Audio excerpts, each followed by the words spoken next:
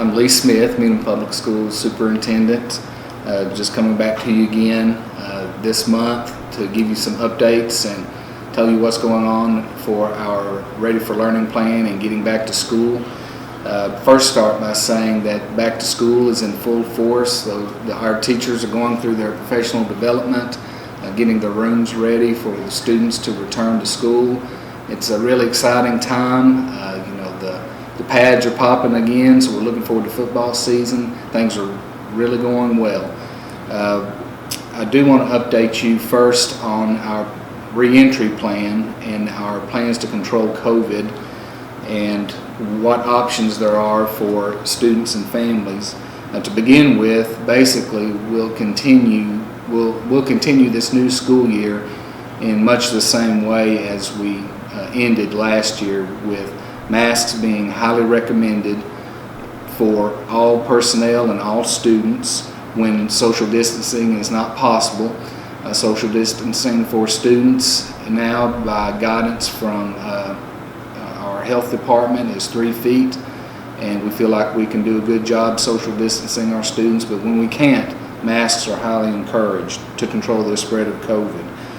We'll continue quarantining and isolating those quarantining students who are close contacts and adults who are close contacts to positive cases. We'll continue to isolate positive cases according to Department of Health guidelines, and we will not be accepting in-home COVID tests to determine wellness of individuals coming to school.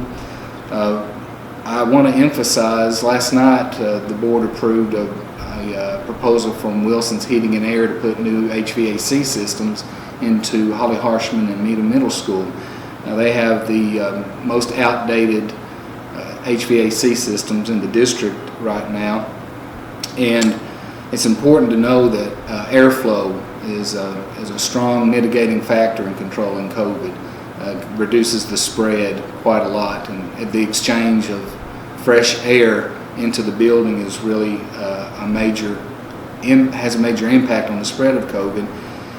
And these new HVAC systems that will be put in will exchange at a rate 10 times what is being done now. The high school in Louise Durham already have this technology, but we're really glad we're able to use these federal funds to make this happen.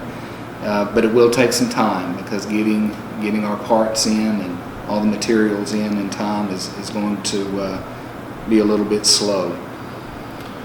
Screening of adults who enter the building will continue, and we are still limiting access to the building by adults. However, we have made the exception of people who are coming into the building for educational purposes. Guests for educational purposes will be allowed, but they will have to be screened, and masks will be highly recommended for them as well. We'll still do testing of people exhibiting patients, but also have testing available for those who want it, but it will be required for those who are exhibiting symptoms. We'll still isolate sick students and until they can be picked up from school. We've added an additional daytime custodian using ESSER money to help with the excess cleaning that we're going to be doing, and also continue to fumigate the air with the Clorox 360 system to help control not only COVID but other pathogens that are in the school. Also, the same rules apply for masks while on buses. They're highly recommended, but with the airflow factor being considered, we'll be requiring that windows are always cracked or open to a degree to increase fresh airflow on the buses. School events will continue as we did last year, with, again, masks being highly encouraged and social distancing being encouraged for guests and spectators. Now, lastly, Shane Torrance is our point of contact, and his duties will remain the same as they were last year.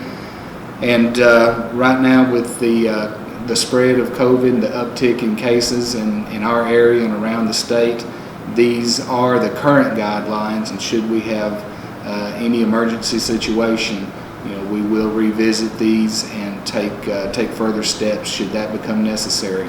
We have AMI days in the case that we have to shut down a building or the district because of the spread, but there are only 10 of those days. So that may require further planning if these mitigating factors aren't effective enough. The teaching and learning that goes on, again, we've already mentioned earlier this year that there will be no blended option. Families that don't want to be exposed to COVID-19 at the school are encouraged to enroll in the Polk County Virtual Academy. Students who are quarantined because of being a close contact will still have their work available online from their teachers, and they are subject to our virtual learning, our virtual student policy. That's 4.3.1 in our policy manual.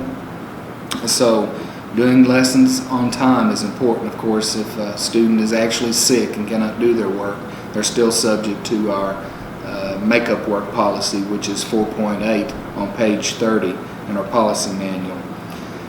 I also want to mention that according to the new guidelines, if a student or an adult is wearing a mask or has been vaccinated and determined a close contact, they do not have to quarantine. So wearing masks and being vaccinated will keep you from being quarantined, keep you in the learning environment. Lastly, our teachers will maintain consistent communication with parents and students during required quarantines through emails.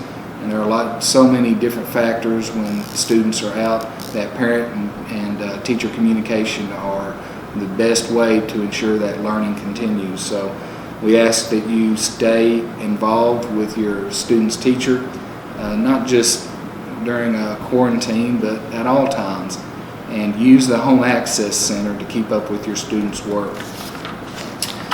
And other bit of information, just some good news, our efforts with the University of Arkansas Rich Mountain and Walden School District, we were able to achieve a grant from the Arkansas Department of Education or the Department of Elementary and Secondary Education, as it's called now, for a career coach grant.